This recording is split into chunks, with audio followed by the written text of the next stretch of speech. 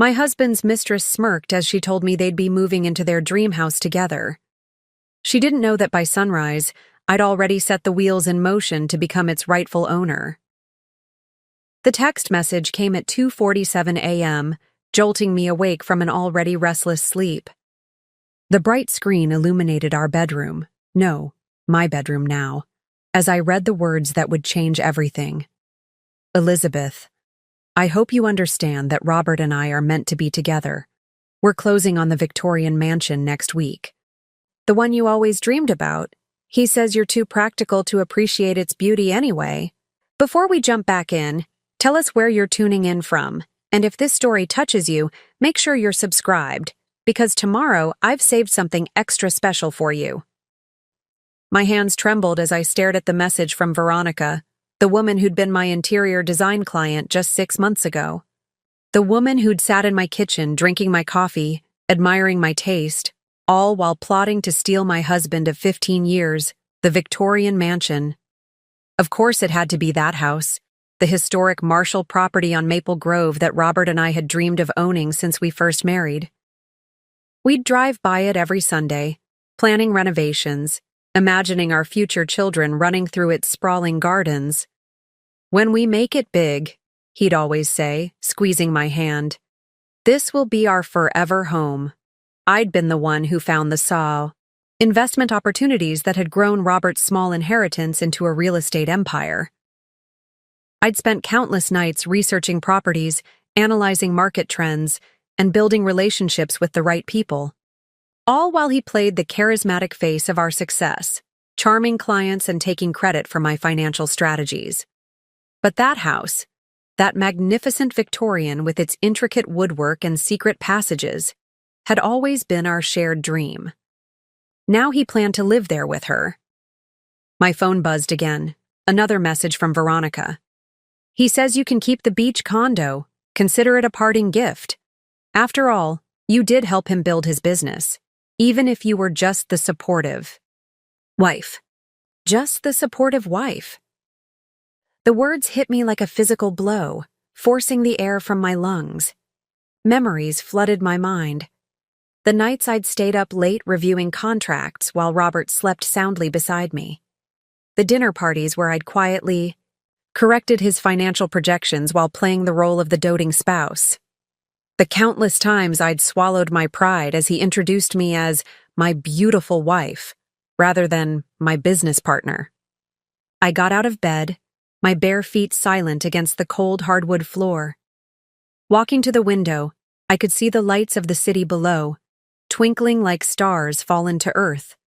Somewhere out there, Robert and Veronica were probably celebrating their future together, laughing about how easily they'd pushed me aside.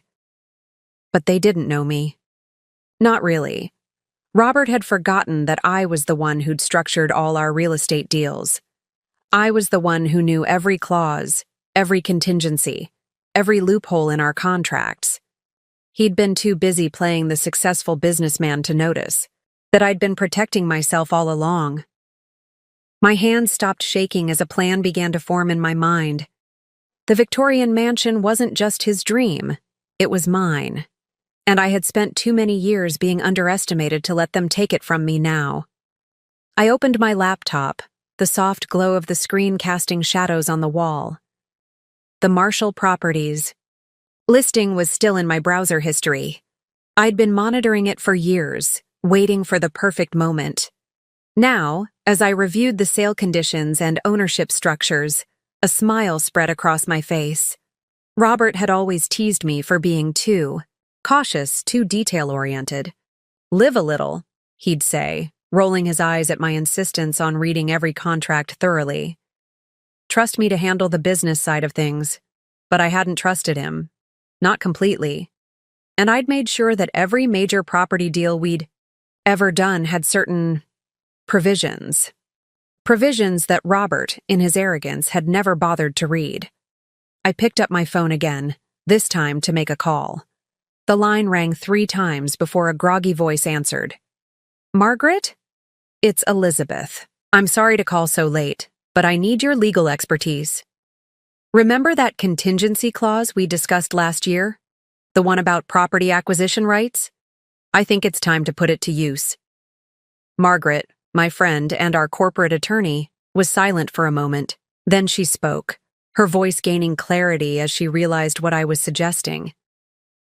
The Marshall property? Elizabeth, are you sure about this?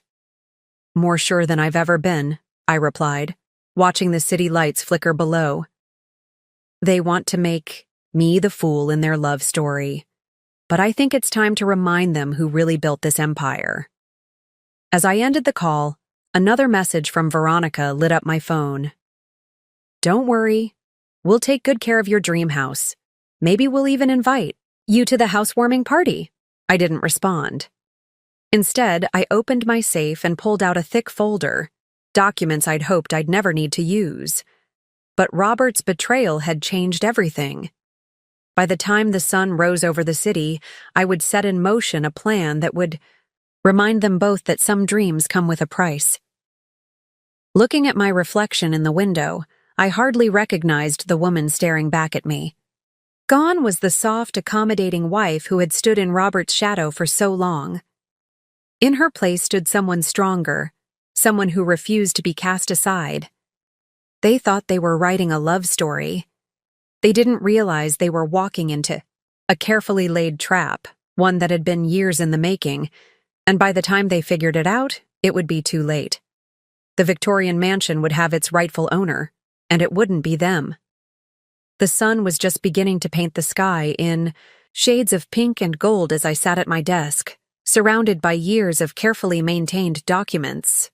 My hands moved methodically, sorting through papers that told the story of our real estate empire. An empire that Robert thought he'd built alone. My coffee had gone cold, untouched since I'd made it 3 hours ago. I couldn't eat, couldn't drink, couldn't do anything but focus on the task at hand. The initial shock of Veronica's messages had crystallized into something harder, something colder, something that would fuel the long days ahead. The printer hummed to life as I began making copies of everything. Every contract, every deed, every handwritten note that proved my involvement in our business dealings. Robert had always laughed at my obsessive record-keeping. "Elizabeth, darling," he'd say, his voice dripping with condescension. "That's what we have accountants for." But I knew better.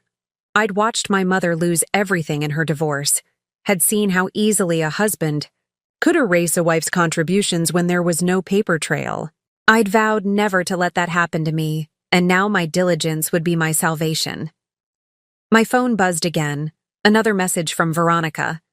I ignored it, focusing instead on the document in front of me.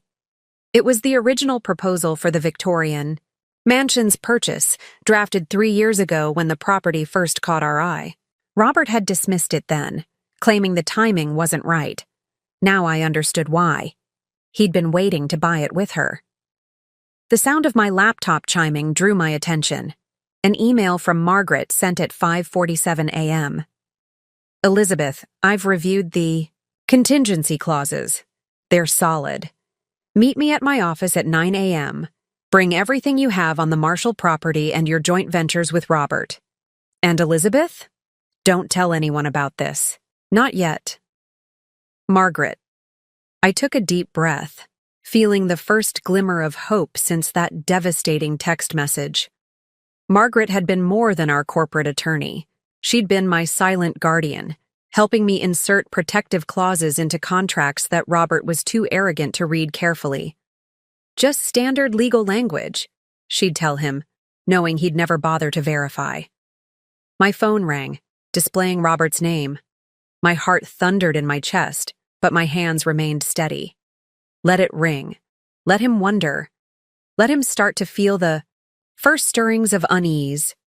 Instead of answering, I walked to our bedroom, my bedroom, and opened the walk-in closet. Behind Robert's carefully arranged row of designer suits, I found what I was looking for, a small safe, hidden behind a false panel. He'd never known about it. Inside were the original deeds to our first 3 properties, the ones we'd bought before his ego had outgrown our marriage. Those properties had been my idea, purchased with money I'd inherited from my grandmother. Robert had been hesitant, calling real estate investment too risky, but I'd insisted, and those investments had laid the foundation for everything that followed. Of course, now he told a different story, one where he was the visionary, and I was just the supportive wife who'd gotten lucky. The safe also contained something else, a USB drive with recordings of every major business meeting we'd had in the, last 5 years. Robert had insisted on recording them for reference purposes, never realizing I kept my own copies. Copies that showed clearly who had really been making the decisions, structuring the deals, building the relationships that had made us successful. I glanced at the clock. 7:23 a.m. Time to get ready for my meeting with Margaret. As I stepped into the shower, letting the hot water wash over me, I allowed myself to really feel the pain for the first time. The betrayal cut deep, not just because Robert had found someone else, but because he'd chosen to give her the one thing that had been our shared dream. The Victorian mansion wasn't just a house. It was the physical manifestation of every sacrifice I'd made, every compromise, every moment I'd swallowed my pride and let Robert take credit for my work. It represented the life we'd planned together, the future we'd mapped out on lazy Sunday afternoons. But as I dried off and began applying my makeup, I saw something different in the mirror. The woman staring back at me wasn't broken. She was transforming. The pain of betrayal was becoming something else. A steely determination that would make Robert regret every time he'd underestimated me. I dressed carefully, choosing a crisp, white blazer and black pencil skirt. Power colors, Margaret called them. As I fastened my grandmother's pearl necklace, the one Robert had tried to replace with flashier jewelry, my phone buzzed with another message. This time from Sophie, my younger sister. Just saw Robert and some woman at Bellamy's. Looking pretty. Cozy. What's going on, Liz? Bellamy's, our favorite breakfast spot. The place where we'd celebrated every major business success, where we'd first discussed buying the Victorian mansion. Of course he'd take Veronica there. He was rewriting our history, replacing me with her in every meaningful location we'd shared. Typed back a quick response. Come over tonight. I'll explain everything. Sophie would understand. She'd been the one who'd encouraged me to protect myself legally, who'd seen through Robert's charming facade years before I had. He takes too much credit, she'd warned me. One day, he'll try to take it all. As I gathered my documents and prepared to leave for Margaret's office, my phone rang again. Robert. This time, I answered. Elizabeth? His voice was casual, as if nothing had changed, as if he hadn't just blown up our entire life. We need to talk. Yes, I replied, my voice steady. We do, but not now. I have a meeting. A meeting? With who? The hint of concern in his voice was satisfying. Robert had always underestimated my connections, my relationships with the people who really made our business run. You'll find out. Soon enough. I ended the call before he could respond. Stepping into the elevator, I caught my reflection in the polished doors. I looked different somehow, stronger. The woman who had received that text message at 2:47 a.m. was gone. In her place stood someone who refused to be written out of her own story. The Victorian mansion had always been our dream. Now it would become my reality. And Robert? Robert was about to learn that some dreams come at a very high price. Margaret's law office occupied the entire top floor of a sleek downtown high-rise, its floor-to-ceiling windows offering a commanding view of the city below. As I sat in her private conference room, spreading out documents across the polished mahogany table, I could see the Victorian mansion's distinctive roofline in the distance. It stood proud against the morning sky, its weathered brick and ornate, turrets a stark contrast to the modern glass and steel structures surrounding it. Start from the beginning, Margaret said, her reading glasses perched on the edge of her nose as she examined the papers before her. Tell me everything about the property's history. I took a deep breath, organizing my thoughts. The Marshall property has been in trust since Old Man Marshall died in 2008. His children couldn't agree on what to do with it, so it's been tied up in legal limbo for years. Robert and I have had our eye on it since we married. We'd drive by every Sunday, planning renovations, dreaming about raising a family there. Margaret nodded, making notes in her leather-bound notebook. And the trust? What are its terms? That's where it gets interesting, I replied, pulling out a highlighted document. The trust stipulates that the property can only be sold to someone who will preserve its historical integrity. Any buyer has to submit detailed renovation plans that respect the original architecture. Robert? I paused, swallowing hard. Robert never had the patience for that kind of detail work, but I spent years researching the house's history, documenting every original feature, creating preservation plans. Which you submitted under your own name, Margaret said, a slight smile playing at her lips. Yes. Robert thought it was just a hobby, my obsession with the house's history. He never bothered to read the trust requirements carefully. Never realized that I was positioning myself as the ideal buyer. Margaret leaned back in her chair, her expression thoughtful. And now he's trying to buy it with Veronica. Has he submitted any renovation plans? I shook my head. No. The realtor told me they're planning to modernize everything.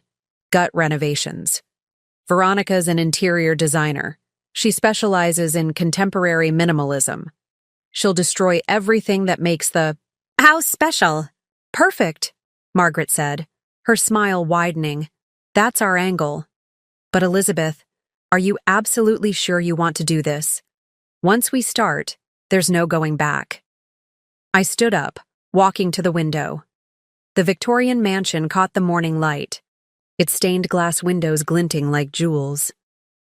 Do you know what Robert said to me the last time we drove past that house? He said, "One day, baby, I'll give you everything you deserve." Well, I'm done waiting for him to give me anything. I'm taking what's rightfully mine. Margaret joined me at the window, her reflection serious in the glass. Then let's talk strategy. First, we need to secure your financial position. Robert's going to try to move assets when he realizes what's happening. Already handled, I said, returning to the table and pulling out another folder. Remember those routine property transfers we did last year? The ones Robert signed without reading because he was too busy planning his weekend golf trips? Margaret's eyebrows rose as she reviewed the documents. You transferred partial ownership of your 3 most profitable properties into a separate LLC under your grandmother's maiden name. Robert always said I was too cautious, too focused on contingency plans. He never understood that I learned from watching my mother lose everything in her divorce. I wasn't about to let that happen to me. Just then, my phone buzzed with a text from Sophie. Liz, Robert just called me asking questions about your schedule. Says he can't reach you. What's going on? I showed the message to Margaret, who frowned. He's getting nervous. Good. But we need to move fast. The Marshall property goes on the market next week. Have you spoken to the trust administrators? Better, I replied, pulling out one final document. I had lunch with Sarah Marshall last month. Robert never bothered to cultivate a relationship with the family, but I've spent years building connections. Sarah's particularly concerned about preserving her father's legacy. When I showed her my renovation plans, "You already have an inside track," Margaret finished, nodding approvingly. But Elizabeth, what about the money? The Marshall property isn't cheap, and Robert will try to block your access to joint funds. I allowed myself a small smile. Remember that real estate app Robert's been bragging about? The one that's supposedly going to revolutionize the industry? The one you actually developed while he took the credit? Exactly. What Robert doesn't know is that I retained the intellectual property rights. In my name only. The app launches next month, and we already have interested buyers, major ones. Margaret whistled low. You've been planning this for a while, haven't you? Not this specifically, I admitted, sinking back into my chair. I never thought Robert would betray me like this, but I always knew I needed to protect myself.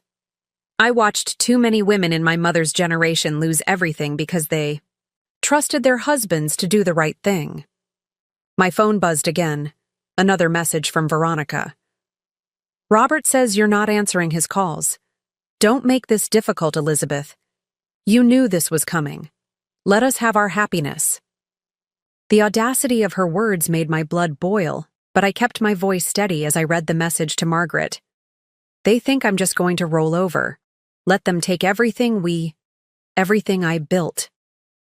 They have no idea what's coming, Margaret said, gathering the documents into neat piles. But Elizabeth, we need to discuss something else. The emotional cost. Are you ready for what this will do to your relationship with Robert? With your social circle? I thought about all the dinner parties, the charity galas, the country club, events where I'd played the role of the supportive wife, where I'd smiled and nodded as Robert took credit for my ideas, my work, my success. Our social circle? I laughed, but there was no humor in it. You mean the people who've been watching Robert parade Veronica around for months without telling me? The ones who probably pitied poor, clueless Elizabeth while her husband fell in love with someone else? No, I'm not worried about them. Margaret's expression softened. And what about the house itself? Is it worth all this? I turned back to the window, to the Victorian mansion standing proud against the sky. It's not just about the house, Margaret. It's about everything it represents. Every dream Robert promised to make come true. Every sacrifice I made to build our success. Every time I swallowed my pride and let him take credit for my work. That house is my redemption story. Then let's make it happen, Margaret said, reaching for her phone. I'll call the trust administrators now, but Elizabeth? She paused, making sure she had my full attention. This is going to get ugly before it gets better. Robert won't go down without a fight. I thought about the text messages from Veronica, about Robert taking her to our special places, about them planning to live in my dream house. My voice was steel when I replied, Good, because neither will I. As Margaret made her calls, I pulled out my own phone and finally typed a response to Veronica. Enjoy house hunting with Robert, but I'd hold off on ordering any furniture if I were you. Then I blocked both their numbers and turned to the task at hand. By the time Robert realized what was happening, it would be too late. The Victorian mansion would have its rightful owner, and it wouldn't be the man who'd broken every promise he'd ever made to me. It would be the woman who'd been underestimated for far too long. The next 48 hours became a blur of strategic meetings and careful information gathering. After leaving Margaret's office, I found myself sitting in a quiet corner of the Historical Society's archives, surrounded by dusty files and faded photographs of the Victorian mansion. Every detail about the house's history could be valuable ammunition in the battle ahead. Mrs. Thompson, the elderly archivist said, placing another stack of documents on my table. I've found those original blueprints you requested. And something else that might interest you. Old Mr. Marshall's personal journals. I looked up from my notes, intrigued. His journals? Yes, she smiled, her eyes twinkling behind wire-rimmed glasses.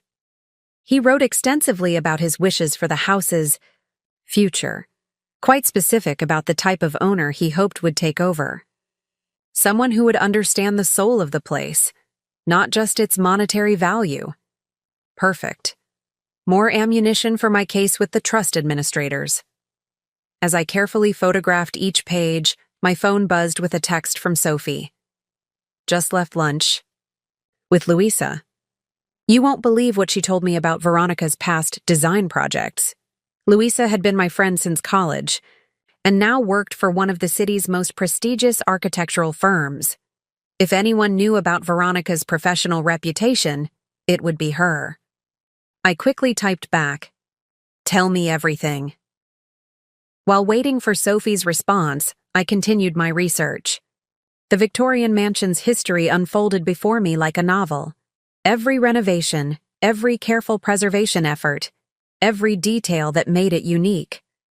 Robert had never understood my fascination with the house's past, but now that knowledge would become my weapon. Sophie's next message made me sit up straight. Veronica's last 3 historical renovations were disasters. She completely gutted period features, ignored preservation guidelines. One project got shut down by the Historical Commission. Louisa has photos. I smiled grimly. The trust administrators would be very interested in that information. But I needed to understand exactly what Robert and Veronica were planning for the house. As if on cue, my phone lit up with a call from Noah, our regular contractor. I had texted him earlier, asking about any recent consultations for the Marshall property. "Elizabeth?" he said when I answered, his voice concerned. "I just got off the phone with Robert. He and some designer want to completely modernize the Marshall house. We're talking gutted interiors, expanded windows, demolished walls, basically destroying everything that makes it historic." "And what did you tell him?" I asked, my hand tightening around the phone. Told him I'd need to review the trust requirements first. "Elizabeth." He didn't sound like himself. When I mentioned running things by you, he got angry. Said you weren't involved anymore. I took a deep breath, pushing down the hurt those words caused. "Thank you, Noah. I need copies of any plans they send you. And Noah? Robert doesn't need to know we spoke."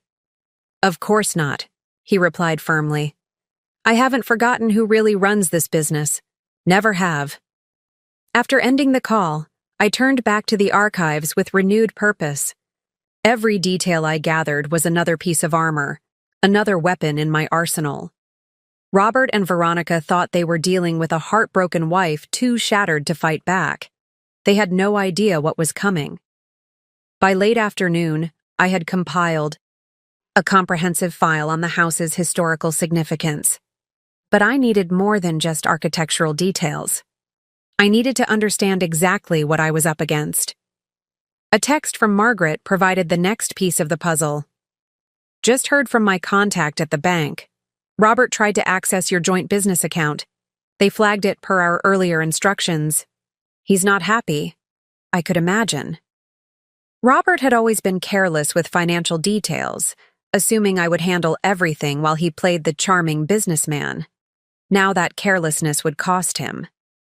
As I packed up my research materials, another message came through, this time from Sarah Marshall. "Elizabeth?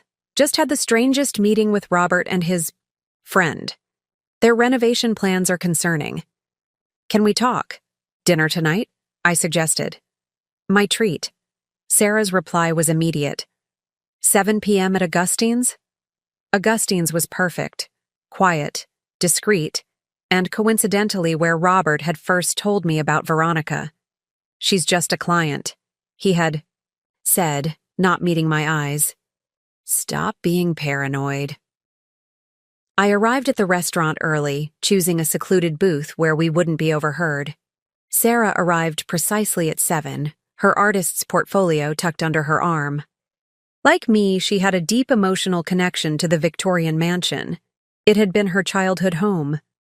"I knew something was wrong as soon as they started talking," Sarah said, spreading out their proposed renovation plans. "They want to bring it into the modern era. Remove all the original woodwork, expand the rooms, add floor-to-ceiling windows."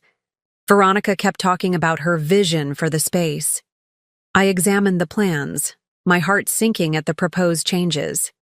Everything that made the house special would be destroyed. "And Robert?" Sarah's expression hardened. He seemed different, dismissive of the house's history. When I mentioned your restoration proposals from last year, he actually laughed. Said something about moving forward, not staying stuck in the past. Moving forward. Just like he was moving forward with Veronica, erasing our history together as easily as they planned to erase the house's character. "Sarah," I said carefully, What if I told you I had a different plan for the house? One that would preserve everything your father loved about it? She leaned forward, interested. The plans you showed me last month? The ones with the detailed restoration proposals? Yes, but there's more.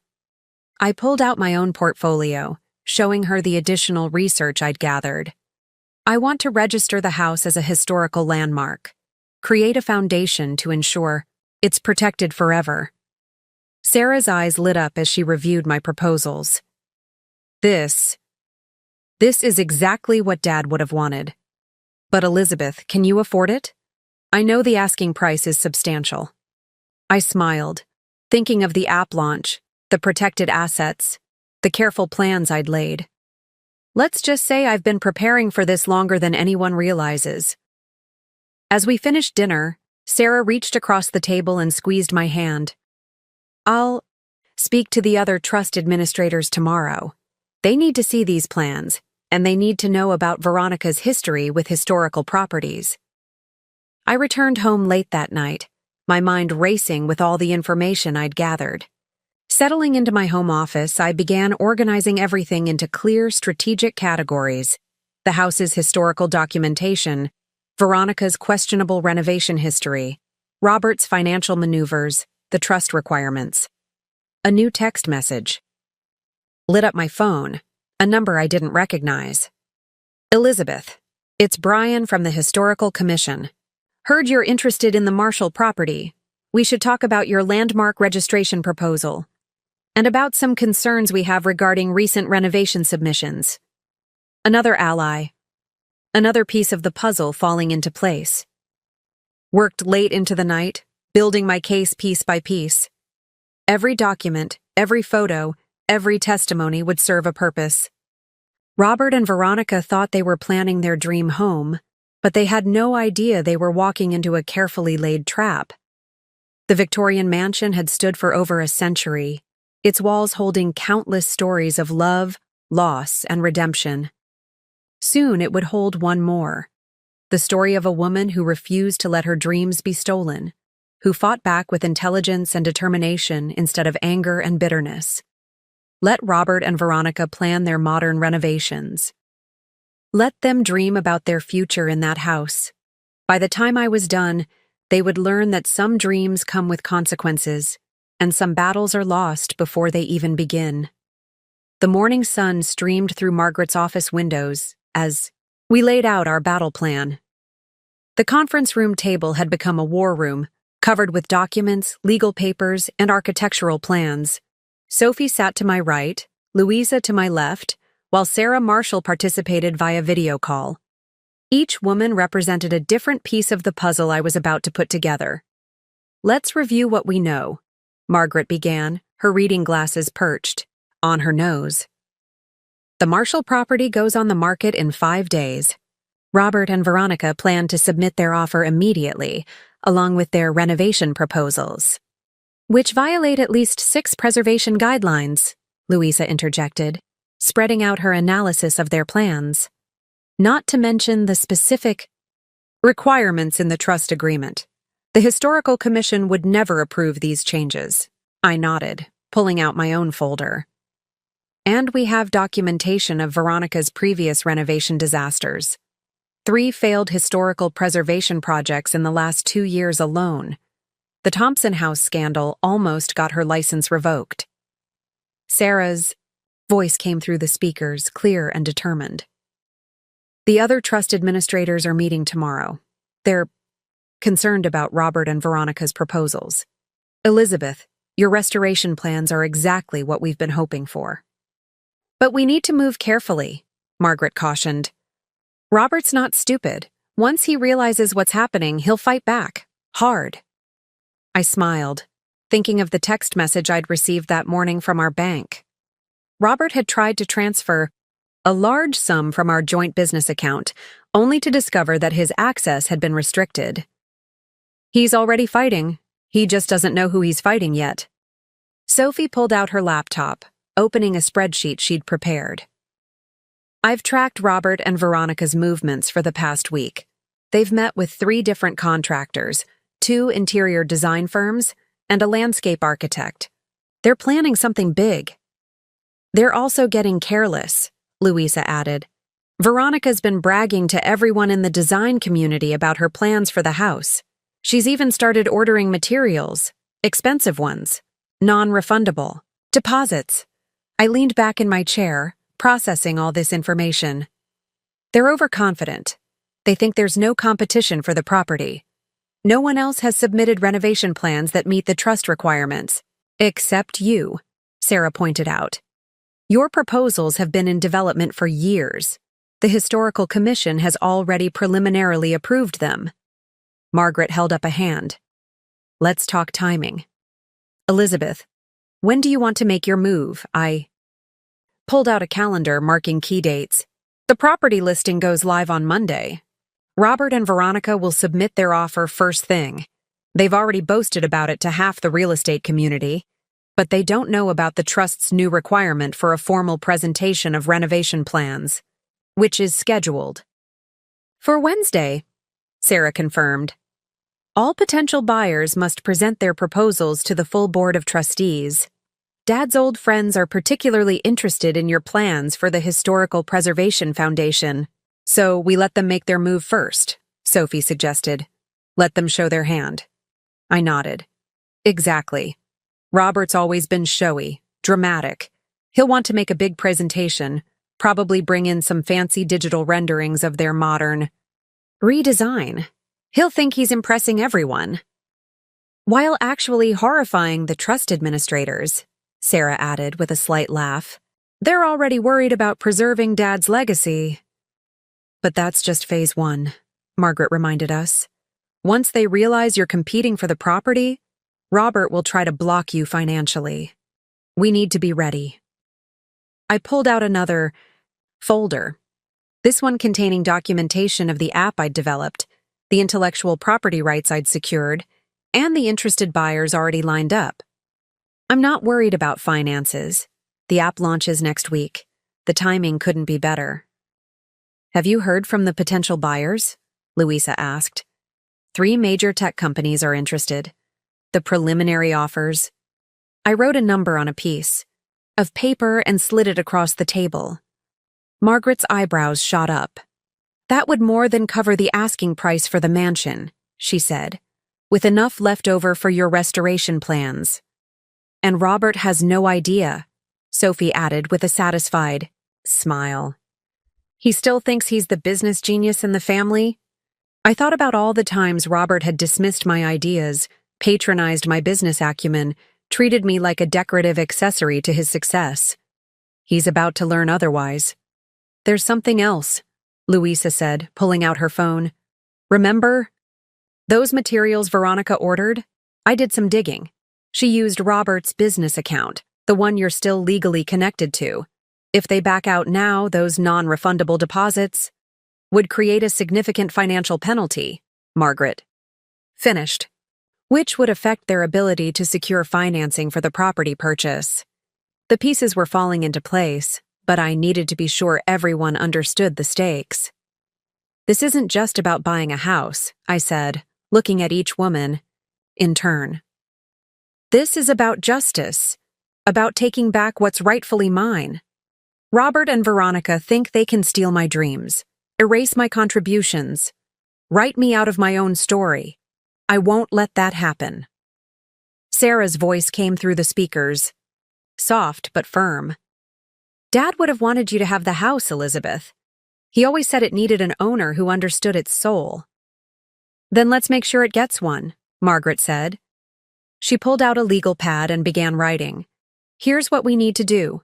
First, we let Robert and Veronica submit their offer and renovation plans. Their presentation to the trust board will dig their own grave.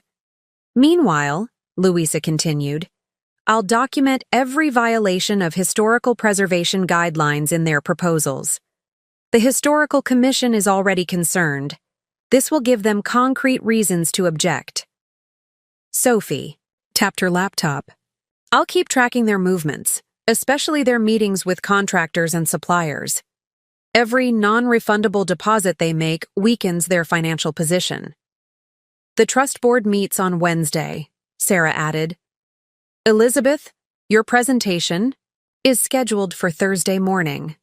By then, they'll have had time to process their horror at Robert and Veronica's plans. I looked at the calendar again, mentally marking each phase of our plan. And the app launches on Friday. By the time Robert realizes what's happening, it'll be too late to stop it.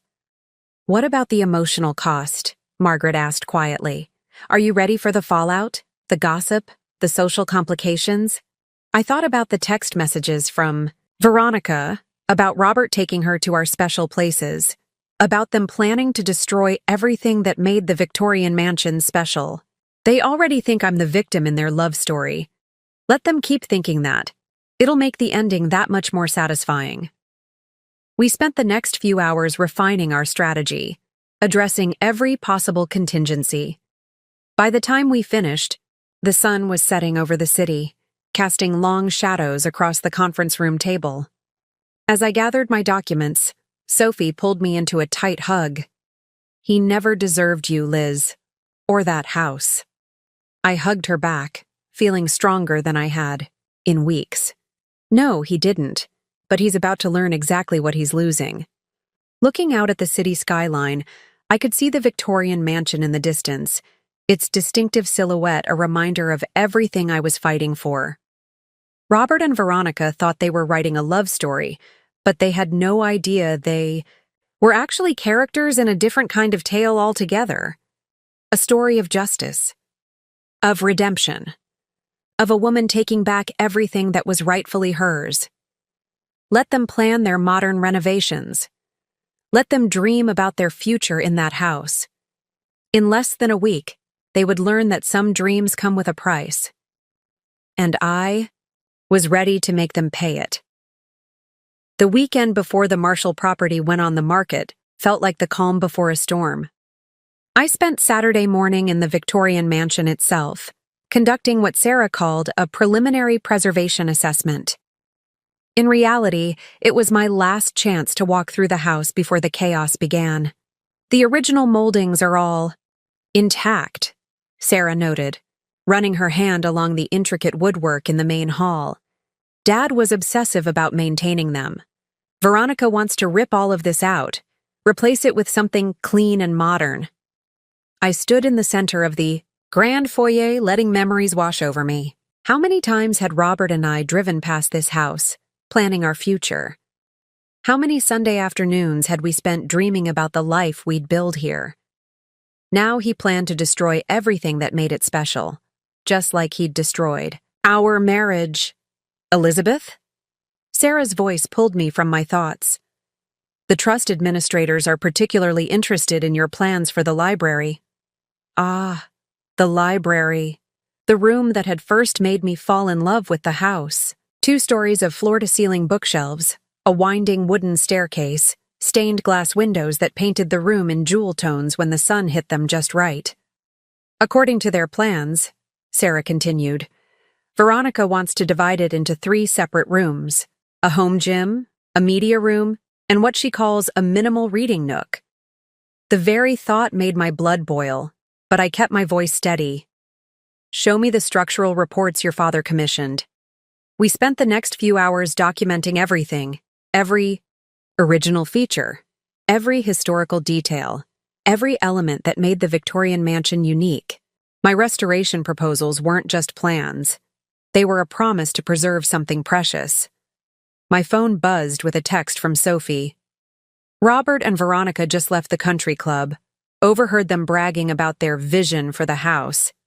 They're presenting to the trust board on Wednesday. Perfect. Let them be overconfident. Let them think their modern massacre of this historic home would impress the trust administrators. Later that afternoon, I met with Brian from the Historical Commission in a quiet cafe downtown. He reviewed my landmark registration proposal with growing enthusiasm. This is exactly what we've been hoping for, he said, marking notes in the margins. Your restoration plans don't just preserve the house, they honor its history. And these educational programs you're proposing. The Marshall Historical Foundation, I explained. Regular tours, workshops on historical preservation, partnerships with local schools. Making the house a living part of the community, not just a private residence. Brian nodded approvingly. The commission will support this fully, especially given the alternative proposals we've seen. I raised an eyebrow. You've reviewed Robert and Veronica's plans? Unfortunately, yes. Brian's expression darkened. Let's just say the commission has serious concerns about their approach, and given Ms. Veronica's track record with historical properties, you know about the Thompson house? That disaster? Brian shook his head. The commission hasn't forgotten. The original features she destroyed were irreplaceable. Another piece of ammunition for the battle ahead. As I left the cafe, my phone lit up with a message from Margaret. Everything's set with the bank. The moment the app launches on Friday, the funds will be ready for transfer. I smiled, thinking of Robert's recent attempts to access our joint accounts. He still had no idea about the app, about the intellectual property rights I'd secured, about the buyers already lined up. He'd been too busy with Veronica to pay attention to the business lately. Sunday morning brought a flurry of activity. Louisa arrived at my house early, carrying a thick folder of documentation about Veronica's previous renovation projects. It's worse than we thought, she said, spreading photos across my dining room table. The Thompson house was just the beginning. Look at what she did to the Wilson estate. The before and after photos were shocking. A beautiful Victorian-era home gutted and transformed into a stark, modern shell. Original features destroyed. Historical elements discarded, the soul of the house completely erased. She's already ordered similar materials for the Marshall house, Louisa continued.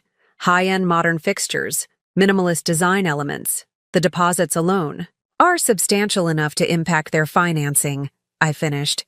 And non-refundable. Sophie arrived next, bringing coffee and more intelligence from her social reconnaissance. They're planning some kind of surprise for their presentation to the trust board. Something about virtual reality renderings of their modern design concept. I could imagine Robert's smugness, his certainty that flashy technology would win over the trustees. He never did understand that some things were more valuable than modern conveniences. The rest of Sunday was spent rehearsing my own presentation. Sarah connected via video call, helping me refine every detail of my restoration proposals. Margaret reviewed the legal aspects, ensuring everything was airtight. Remember, Margaret cautioned, Robert will react badly when he realizes you're competing for the house. Be prepared for anything. I thought about Robert's temper, his hatred of being outmaneuvered. He'll try to discredit me. Paint me as the bitter ex-wife trying to ruin his happiness. Let him, Sophie said fiercely. The trust administrators don't care about his happiness. They care about the house. Monday morning arrived with a sense of inevitability. I watched from my office window as the for sale sign went up in front of the Victorian mansion. Within hours, Robert and Veronica had submitted their offer. Well above asking price, just as we'd expected. They're feeling very pleased with themselves, Sarah reported after their initial meeting with the trust administrators. Veronica couldn't stop talking about their plans to bring the house into the 21st century. I spent Monday afternoon with my technical team doing final testing on the app before Friday's launch. The interested buyers had already signed preliminary agreements. By the end of the week, I would have more than enough capital to outbid Robert and Veronica. But it wasn't just about the money. It was about proving that I deserved that house more than they did, that I understood its value in a way they never could. Tuesday brought the first hint that Robert might be suspecting something. He tried to call me repeatedly, finally leaving, a voicemail that barely contained his anger.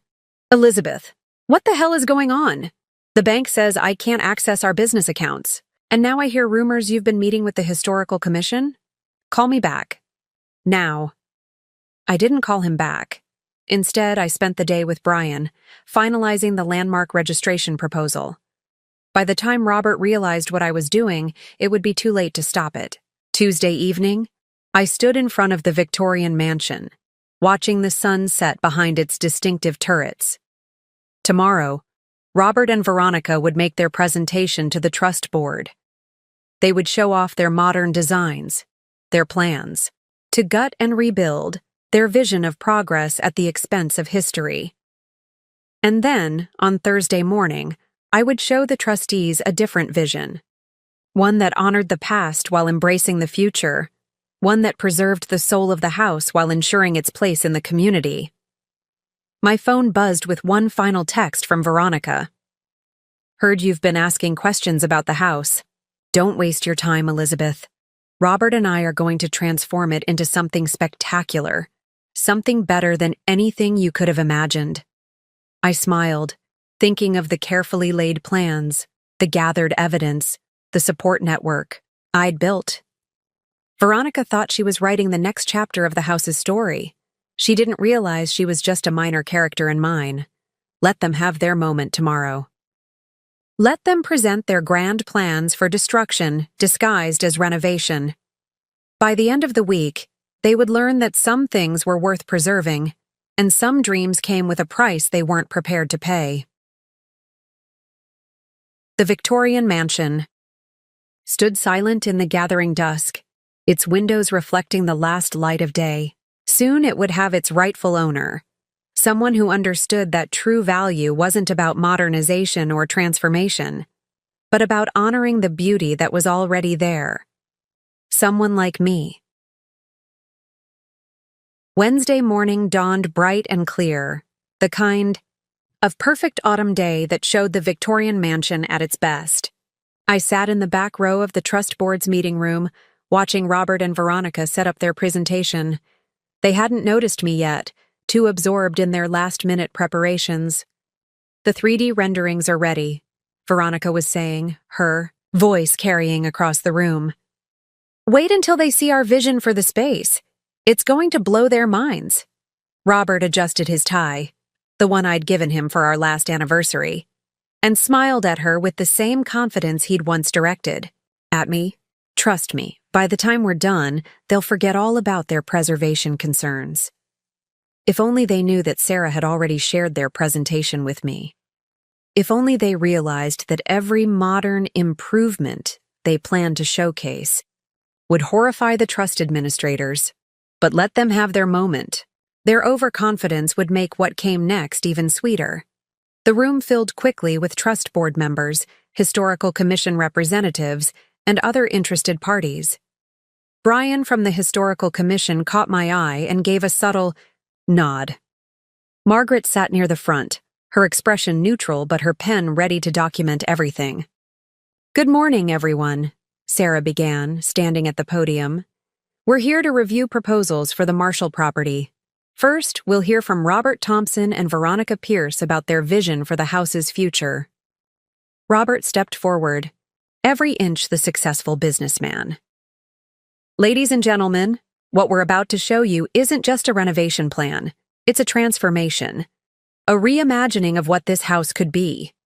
The lights dimmed, and their virtual reality presentation began. Modern renderings showed the Victorian mansion stripped of its character, its ornate features replaced with sleek minimalism. The grand staircase, gone. The original woodwork, eliminated. The library, divided and modernized. I watched the trust administrators' faces as Robert and Veronica enthusiastically detailed their plans. Watched their expressions shift from polite interest to barely concealed horror. Old Mr. Marshall's closest friend actually winced when they showed their plans for the library. "As you can see," Veronica said, gesturing at a particularly stark rendering, "we're bringing this dated space into the modern era. Clean lines, open concept, none of that heavy Victorian clutter. The cost is substantial," Robert added, "but we're prepared to pay above asking price to realize our vision." That's when I noticed his hand shaking slightly as he changed slides. He was nervous about something. The financial arrangements, perhaps?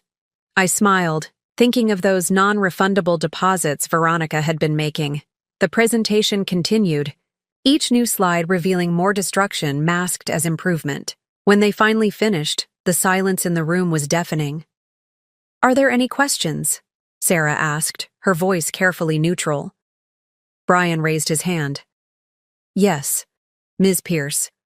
Could you explain how these plans align with historical preservation guidelines? Particularly given the house's pending landmark status application? Veronica's smile faltered. Pending what? The landmark status application, Brian repeated. The Historical Commission received a comprehensive proposal last week. Didn't your team review it? Robert's head snapped up. What application? Who submitted it? That was my cue. I stood, feeling every eye in the room turned toward me. I did. The color drained from Robert's face as I walked to the front of the room. Veronica's perfectly maintained composure cracked, showing the first signs of uncertainty. Elizabeth? Robert's voice was a mixture of shock and growing anger. What are you doing here? My presentation isn't until tomorrow, I said calmly. But since we're discussing the house's future, I think the trust board should have all the information available. Sarah nodded, a slight smile playing at her lips. Please, proceed.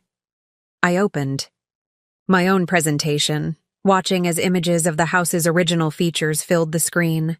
The Marshall property isn't just a house, it's a piece of our city's history. Every detail, from the hand-carved moldings to the stained glass windows, tells a story. For the next 20 minutes, I laid out my vision. Not of destruction, but of preservation. Not of modernization, but of restoration.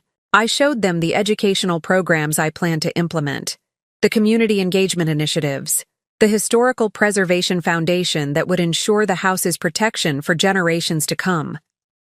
This isn't just about buying a property, I concluded.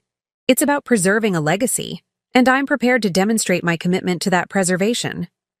Robert stood up, his face flushed with anger. This is ridiculous. Elizabeth, you can't afford this house. You're just trying to interfere with our plans out of spite. I smiled, pulling out my phone. Actually, Robert, you might want to check the business news. My real estate app just launched. The one you thought was just a hobby project? 3 major tech companies have been in a bidding war for it all morning. His face went pale as he grabbed his own phone, fingers frantically searching for the news. Veronica looked between us, her confidence crumbling as she realized something was very wrong. Oh, I added, and the Historical Commission might be interested in reviewing Ms. Pierce's previous renovation projects. The Thompson House disaster, in particular. Brian cleared his throat. We're already quite familiar with those incidents. They'll be taken into consideration when reviewing any proposed changes to the property. Veronica's composure finally broke. Robert, you said this would be simple. You said no one else was interested in the house. He was wrong about a lot of things, I said quietly. Including who really built our business, who really understood the value of preservation, and who really deserves to own this house. The trust board members were whispering among themselves now. Sarah stood up, her voice carrying across the room. I think we've seen enough for today. We'll reconvene tomorrow morning for the final presentation and our decision. As the room began to clear, Robert grabbed my arm. How long have you been planning this? I looked down at his hand until he released me. How long have you been sleeping with Veronica? How long have you been planning to take my dream house and destroy everything that makes it special? That's not fair, Veronica interjected. We're making it better, more valuable. No, I said, gathering my materials. You're destroying its soul, just like you tried to destroy mine. But you failed at both. As I walked out of the room, I heard Veronica's voice rising in panic. Robert, what about the deposits, the custom materials I ordered? We can't back out now. I smiled, knowing that their financial house of cards was about to collapse. Tomorrow, I would present my final proposal. Tomorrow, I would show them exactly what they had underestimated.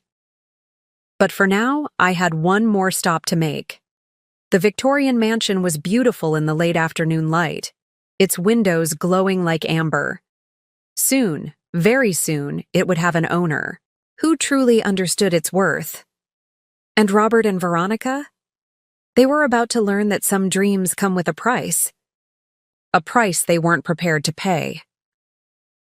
Thursday morning arrived with a sense of inevitability.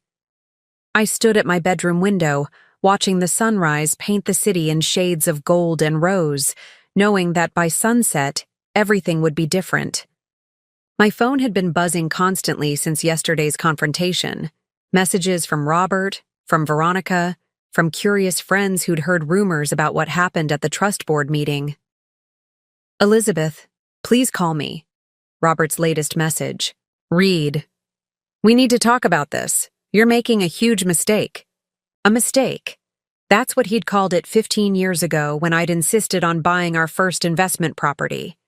That's what he'd called it when I'd spent weekends studying real estate law instead of playing golf with his friends. That's what. He'd called every decision I'd made that he couldn't control. My phone rang. Margaret. Are you ready for this? She asked without preamble. More than ready, I replied, adjusting my pearl necklace in the mirror. How are they doing? Robert's been trying to access every account we have. The bank called twice to verify the restrictions. And Veronica? Margaret paused, and I could hear the satisfaction in her voice. The Historical Commission's review of her previous projects hit the local news this morning. Her design firm is already getting calls from concerned clients. Perfect, but that was just the beginning. I arrived at the trust board meeting room early, wanting to be settled before everyone else arrived. Sarah met me at the door, her expression barely containing her excitement.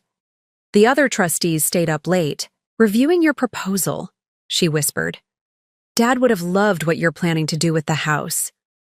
The room filled quickly, but Robert and Veronica were noticeably absent. Just as Sarah was about to call the meeting to order, they burst. I knew Robert's typically immaculate appearance was slightly disheveled, his confidence replaced by barely contained panic. Veronica looked like she hadn't slept. Her designer outfit couldn't hide her anxiety. Before we begin, Robert announced, his voice strained, I need to address yesterday's situation. Elizabeth's presence here is inappropriate.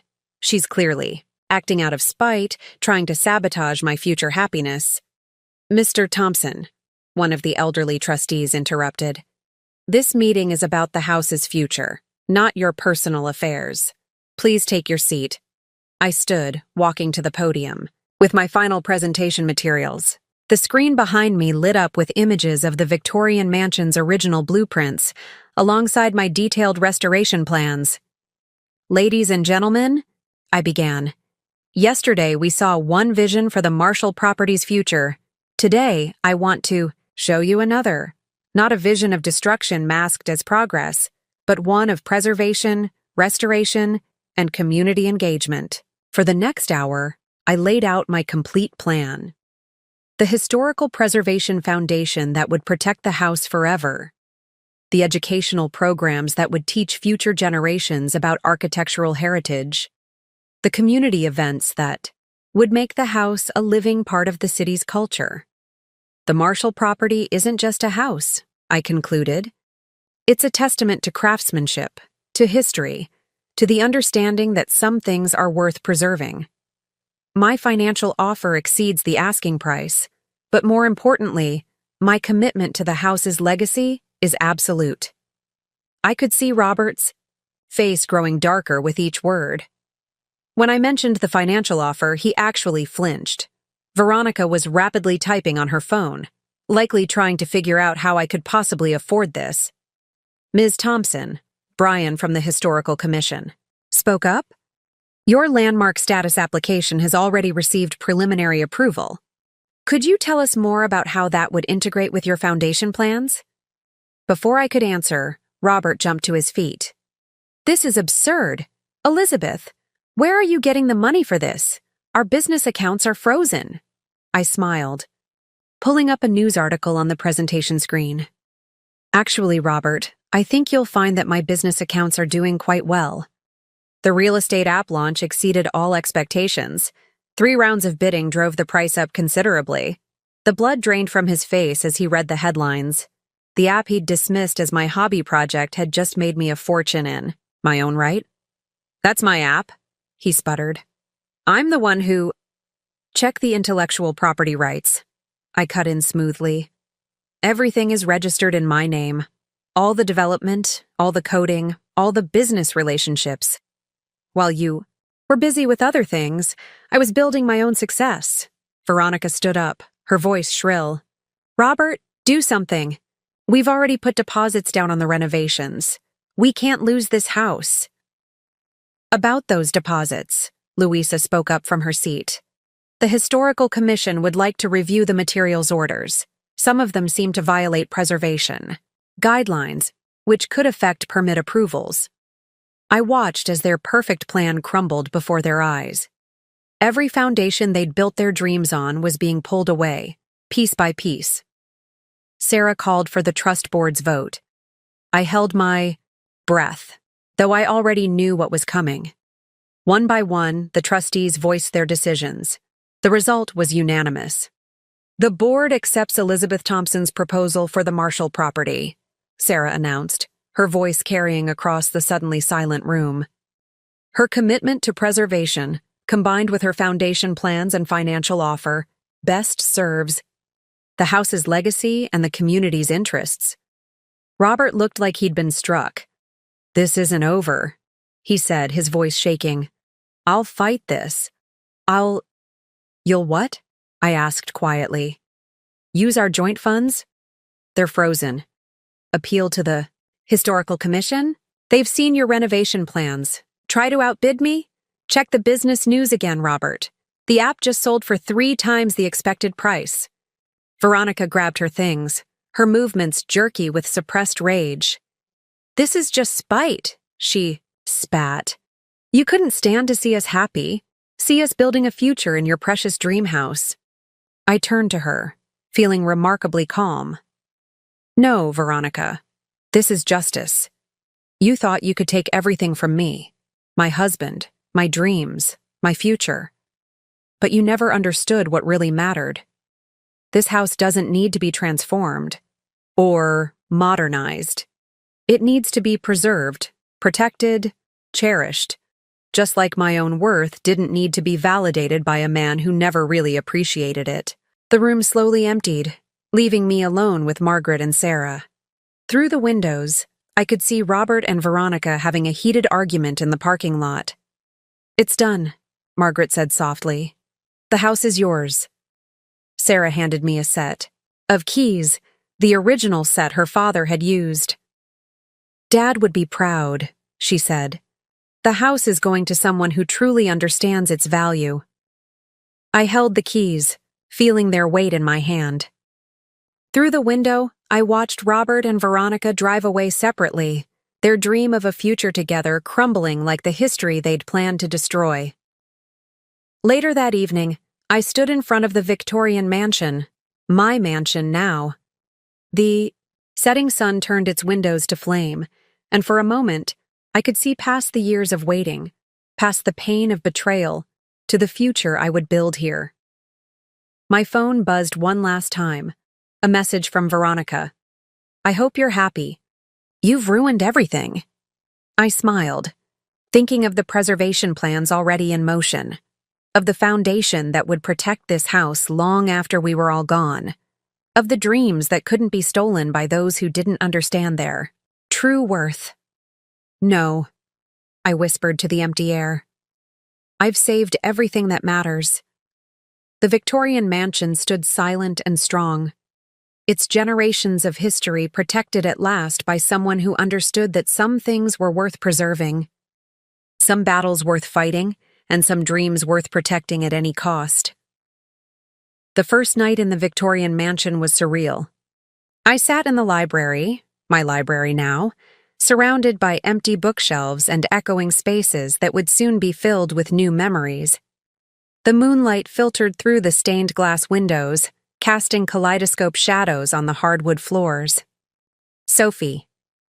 had offered to stay with me, but I needed this time alone. Time to process everything that had happened, everything that had changed. The house creaked and settled around me, its aged wood and plaster speaking in whispers of past lives and future possibilities. My phone had finally stopped buzzing with messages. The last one from Robert had been particularly desperate. "You've destroyed everything we built together. I hope you're satisfied with your revenge." But that was where he was wrong. This wasn't about revenge. Not really. It was about justice, about preservation, about protecting something precious from those who would destroy it without understanding its true value. I walked through the room slowly, my footsteps echoing in the empty spaces. Each room held memories of dreams Robert and I had shared, dreams he'd so easily discarded for a younger woman and a modern vision that would have stripped this house of its soul. In the master bedroom, I found an old photograph tucked behind a loose piece of wallpaper. It showed the Marshall family in the 1950s, gathered in front of the fireplace for Christmas. Their faces beamed with joy, the house around them practically glowing with warmth and history. "You found it." Sarah's voice came softly from the doorway. I hadn't heard her arrive. "I thought you'd gone home," I said, carefully holding the photograph. She stepped into the room, smiling. "Dad hid photos like that all over the house. He said they were gifts for whoever would love this place enough to look closely, to care about its stories." I studied the image more carefully. The woodwork in this photo, it's exactly what Veronica wanted to tear out. "I know." Sarah moved to stand beside me. "That's why the trustees were so horrified by their presentation. They saw someone willing to erase generations of memories for the sake of modern trends." We stood in comfortable silence for a moment, letting the house's peaceful atmosphere wash over us. Finally, Sarah spoke again. "I got an interesting call today," she said, "from Veronica's design firm. They're reconsidering her position after the Historical Commission's report went public. I felt a twinge of something, not quite satisfaction, not quite pity." "And Robert?" "His real estate colleagues are asking questions about the app, about who really built your business. His reputation is—" She paused diplomatically. "Shifting." I moved to the window, looking out over the garden where moonlight silvered the overgrown roses. "You know, for years I let him take credit for my work. I stayed quiet when he dismissed my ideas, when he treated me like an accessory to his success. I told myself it didn't matter as long as we were building something together. But you were really building something for yourself all along," Sarah observed. "The app, the business knowledge, the relationships with the right people. You were preparing for independence whether you realized it or not." She was right. Every late night spent coding, every careful documentation of our business dealings, every relationship I'd cultivated had been laying the groundwork for this moment. Not for revenge, but for freedom. My phone lit up with a message from Margaret. "Divorce papers are ready when you are. And Elizabeth? You did good." I smiled, remembering Robert's face when he realized just how thoroughly I'd outmaneuvered him. Not with cruelty or vindictiveness, but with careful preparation and absolute determination. "Have you seen the local paper?" Sarah asked, pulling out her tablet. "Someone leaked Veronica's previous renovation disasters. The Thompson house owners are considering legal action over the unauthorized changes she made to their historical property." "I didn't leak that," I said quietly. Sarah's eyes twinkled. "No, but Louisa might have mentioned something to someone who mentioned something to someone else. The preservation community is surprisingly well connected." I wandered back to the library, Sarah following. The moonlight through the stained glass windows created patterns that danced across the empty shelves. Soon they would be filled with books, the room restored to its former glory. "The Historical Commission approved your landmark status application," Sarah mentioned. "Record time, apparently. Brian was very enthusiastic in his recommendation. ran my hand along the original woodwork, feeling the craftsmanship that had endured for over a century. Robert never understood why I loved this house so much. He saw it as a status symbol, a canvas for Veronica's modern vision. He didn't feel, it's history, it's character. Dad used to say that houses choose their owners, Sarah mused, that somehow the right person always ends up where they belong. A noise from outside caught our attention, a car door slamming. Through the window, we saw Veronica's distinctive sports car pulling away from the curb. On the front steps, she'd left a box. Want me to get that? Sarah offered. No, I said, straightening my shoulders. I'll do it. The night air was cool as I stepped onto the porch.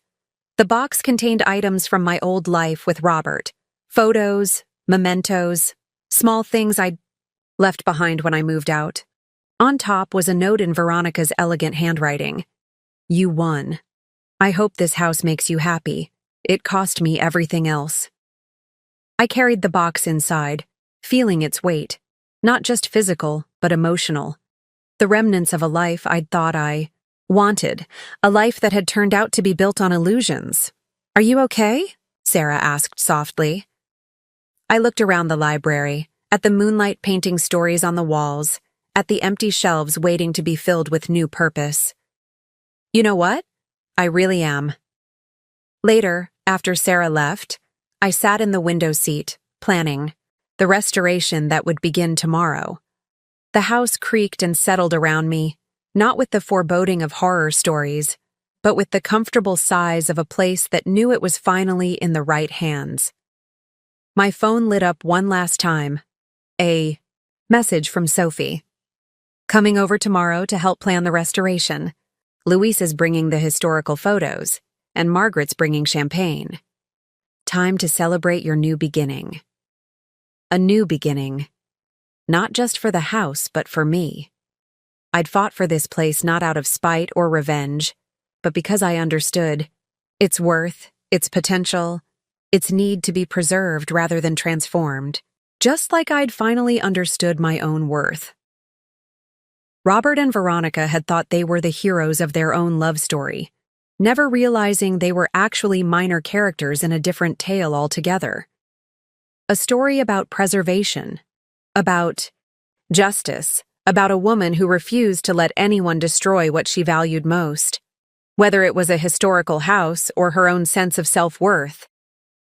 The Victorian mansion stood silent and strong around me, its century-old walls holding generations of stories. Now it would hold mine too. Not a story of revenge, but of redemption. Not of destruction, but of preservation. Not of loss, but of triumph. And as I finally headed upstairs to sleep in my new home, I smiled, knowing that some dreams were worth fighting for, some battles worth winning, and some victories sweetest when they came not from destroying something, but from saving it. 3 months after taking ownership of the Victorian mansion, I stood in the restored library, watching as a group of architecture students sketched the original woodwork. The Marshall Historical Foundation was already exceeding expectations, bringing new life and purpose to the house that had once been just a dream. The restoration is coming along beautifully, Brian commented, joining me by the window. The Historical Commission is using your project as a model for other preservation efforts in the city. I smiled, remembering how different this room had looked in Veronica's modernization plans. Now, instead of a sterile, minimal reading nook, it was a vibrant space where history lived and breathed. Have you heard the latest? Sophie asked, entering with a stack of local magazines. Veronica's design firm let her go. Apparently, the Thompson House scandal was the last straw. She's moved to another city to restart her career. I picked up one of the magazines. My restoration project was featured on the cover. And Robert? Still trying to salvage his reputation in the real estate community, Sophie replied. But, since everyone knows who really built your business now, the sound of footsteps on the grand staircase announced Margaret's arrival. The divorce is final, she said without preamble, holding up a folder. You are officially Elizabeth Marshall. Now, I'd chosen to take my grandmother's maiden name, leaving behind the last trace of my life as Elizabeth Thompson. It felt right, like the house itself had given me a new identity. Perfect timing, Sarah called from the doorway. The foundations. First educational program starts next week. Dad would have loved seeing all these young people learning about historical architecture. I watched the students working, their faces intent as they captured every detail of the room's ornate features. Each one had a story about what drew them to historical preservation. Each one understood what Veronica never had, that some things were worth protecting. Ms. Marshall? One of the students approached, her sketchbook clutched to her chest. Is it true that someone wanted to modernize this room? Remove all the original features? Yes, I replied, running my hand along the restored woodwork. They thought they could improve it by erasing its history. But why? She asked, genuine confusion in her voice. It's so beautiful as it is. Sometimes people confuse change with improvement, I said softly. They don't understand that real value isn't about being new or modern, but about being authentic. Later that afternoon, I hosted a tea for local Preservation Society members in the formal dining room. The crystal chandelier, which Veronica had planned to replace with something contemporary, sparkled above us, its original prisms casting rainbow reflections across the walls. You've done something remarkable here, an elderly woman told me, her eyes bright with appreciation. You haven't just preserved a house, you've given it new purpose. She was right. The Victorian mansion wasn't just a museum piece now. It was a living, breathing part of the community. Weekly tours introduced visitors to its history. Workshops taught traditional restoration techniques, and the Foundation's scholarship program helped train the next generation of preservationists. My phone buzzed with a message from Louisa. You need to see this. Robert's trying to pitch a modern development project across town. No one's buying it. They all want to know where the real business genius is. I set the phone aside, feeling no satisfaction in Robert's struggles. His choices had led him here just as mine had led me to this new life. The difference was, I had built something meaningful from the ashes of our marriage. As the afternoon light filtered through the stained glass windows, I found myself in the music room, where a local artisan was carefully restoring the original ceiling medallion. This room had been slated for complete demolition in Veronica's plans. Now it would host monthly concerts, filling the house with the kind of life and culture its original builders had envisioned. Elizabeth? Sarah's voice pulled me from my thoughts. There's someone here you might want to meet. She led me to the front parlor, where an elderly man waited. This is James Marshall, my cousin, she explained. He grew up in this house in the 1950s. James's eyes were wet as he looked around the room. I was afraid, he admitted, when I heard the house had been sold. So many of these old places are being gutted, turned into something unrecognizable. But this, he gestured at the carefully restored details. This is exactly how I remember it. We spent the next hour listening to his stories, each one a testament to the life this house had witnessed. He spoke of Christmas mornings by the fireplace, summer evenings on the wraparound porch, family gatherings that had filled these rooms, with laughter and love. You know, he said as he prepared to leave, my grandfather used to say that houses have souls, that they know who truly belongs in them. I think he was right. That evening, as the sunset painted the house in shades of amber and gold, I sat in my favorite window seat in the library. The shelves were slowly filling with books on architecture and preservation. The reading tables now hosted study groups and research sessions, and the room hummed with the kind of purposeful energy its builders would have appreciated. Sophie found me there, a newspaper in her hand. Have you seen this? They're calling you a preservation pioneer. Your foundation's model is being adopted by other historical properties in the region. I took the paper, but my eyes were drawn to the house around us. Every room told a story now, not just of its past, but of its renewal. Every restored feature was a testament to the power of preservation over destruction, of understanding over ignorance. My phone lit up with a final message from Robert. I get it now. What this house meant to you. What I tried to take away. I'm sorry? I didn't respond. His understanding came too late, but it didn't matter anymore. This wasn't about him, or Veronica, or even about proving them wrong. It was about proving myself right. The Victorian mansion stood proud in the gathering dusk, its windows glowing with warmth and purpose. In saving it, I had saved something in myself, the part that understood that true worth couldn't be measured in modern upgrades or contemporary designs, but in the ability to recognize and preserve what was genuinely valuable. Ready for tomorrow? Sophie asked. The first preservation workshop is fully booked.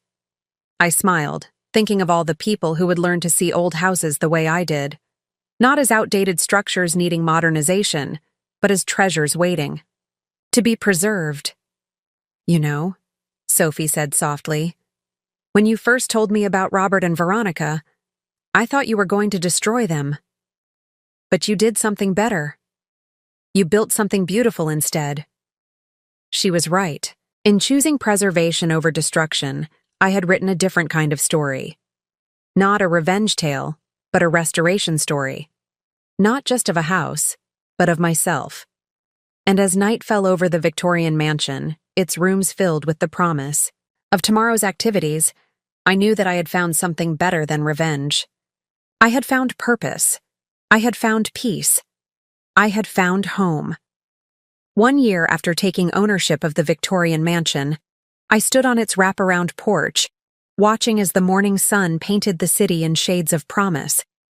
The house had become everything I'd dreamed of and more, not just a home, but a beacon of preservation, education, and community.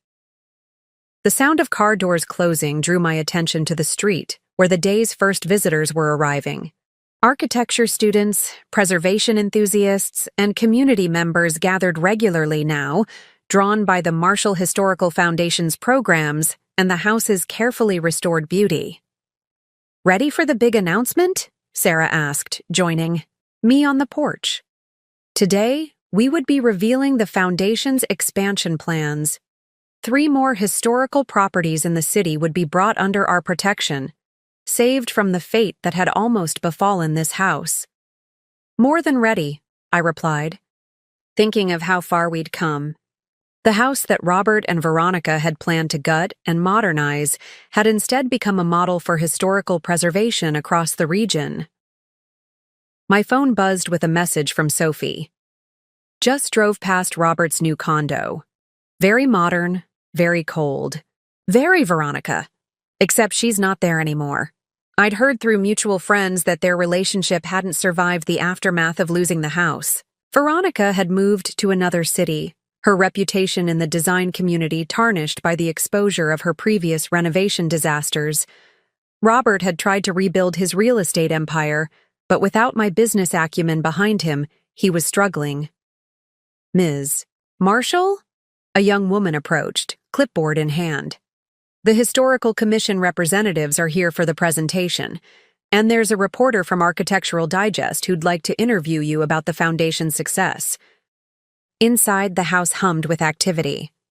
The library, once threatened with division and modernization, now hosted daily study groups and research sessions. The music room filled the house with classical concerts every weekend. The formal dining room had become a favorite venue for community gatherings and educational events. Elizabeth, Margaret called, making her way through the growing crowd. The paperwork for the new properties is ready. 3 more houses saved from demolition. I smiled, remembering our conversation a year ago when she'd asked if this was all about revenge. Back then, maybe part of it had been. But somewhere along the way, it had evolved into something far more meaningful. Have you seen the latest Preservation Society newsletter? Louisa asked, appearing with a magazine in hand. They're calling your foundation the gold standard for historical property restoration. Other cities are starting to adopt our model. The Front parlor filled with people as we prepared for the announcement. Through the crowd, I caught glimpses of the house's carefully restored features: the original woodwork that Veronica had planned to tear out, the stained glass windows that would have been replaced with modern fixtures, the ornate ceiling medallions that had been slated for destruction. Sarah stepped up to the podium we'd set up, her voice carrying across the room. A year ago, this house faced an uncertain future. Today, it stands as a testament to the power of preservation, to the understanding that some things are worth protecting. As she spoke, I thought about the journey that had brought me here. About the night I'd received Veronica's gloating text message, about the days of careful planning, about the moment of triumph when the house became mine. But more than that, I thought about the transformation that had followed. And now, Sarah continued, we're excited to announce the Foundation's expansion. 3 more historical properties will be preserved, restored, and opened to the community. The Marshall legacy of preservation continues to grow. Applause filled the room, but my attention was caught by a new message on my phone. From Robert. I drove by the house yesterday, saw all the people going in and out, saw what you've created. It's more beautiful than it ever would have been. With our plans. You were right. I didn't respond. His recognition didn't matter anymore. This house, this foundation, this purpose I'd found.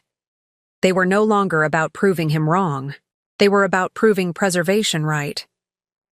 After the announcement, as people mingled and explored the house, I found myself back in the library. The afternoon sun through the stained glass windows created patterns on the floor that seemed to dance with life and possibility. You know, Brian from the Historical Commission said, joining me, when you first proposed turning this into a foundation, some people thought it was just an elaborate way to get back at your ex-husband. But you've created something extraordinary here. Something lasting. He was right. What had started as a battle for a house had become a mission to preserve history, to protect beauty, to create something meaningful from what others would have destroyed.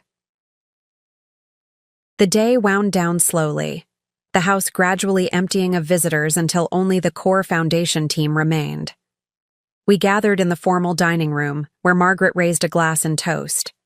To Elizabeth, she said, who showed us that the best revenge isn't about destroying something, but about creating something better in its place. Later that night, after everyone had gone, I walked through the quiet rooms of my home. Each space held memories now, not just of the past century, but of the past year, of students learning about architectural history, of artists studying preservation techniques, of community members discovering the value of their own historical homes. My phone lit up one last time, a message from Sarah. Dad would have been so proud of what you've done with the house. You didn't just save it, you gave it new life. Standing in the library, surrounded by books and history and possibility, I smiled. The woman who had received that devastating text message a year ago was gone. In her place stood someone stronger, someone who had learned that true victory wasn't about revenge or destruction. It was about preservation, of history, of beauty, of self-worth. It was about recognizing that some things were too valuable to be destroyed, too precious to be modernized, too important to be lost. The Victorian mansion stood proud and strong in the moonlight, its windows glowing with the promise of tomorrow's activities. It had become more than just my home, more than just a preserved historical property. It had become a symbol of transformation, of renewal, of the understanding that the best way to overcome destruction is to create something beautiful in its place. And as I closed up for the night, preparing for another day of teaching, preserving, and building something meaningful, I knew that I had found something far better than revenge. I had found my true purpose, my real legacy, my actual dream. Let Robert and Veronica live with their modern condos and contemporary designs. I had something far more valuable, a home with a soul, a foundation with a purpose, and a future built not on destroying the old, but on preserving what truly mattered. The best revenge, after all, isn't about tearing something down. It's about building something up, something lasting, something meaningful, something that transforms pain into purpose, betrayal into beauty, and loss into legacy. And that's exactly what I had done. Up next, you've got 2 more standout stories right on your screen. If this one hit the mark, you won't want to pass these up. Just click and check them out. And don't forget to subscribe and turn on the notification bell so you don't miss any upload from us.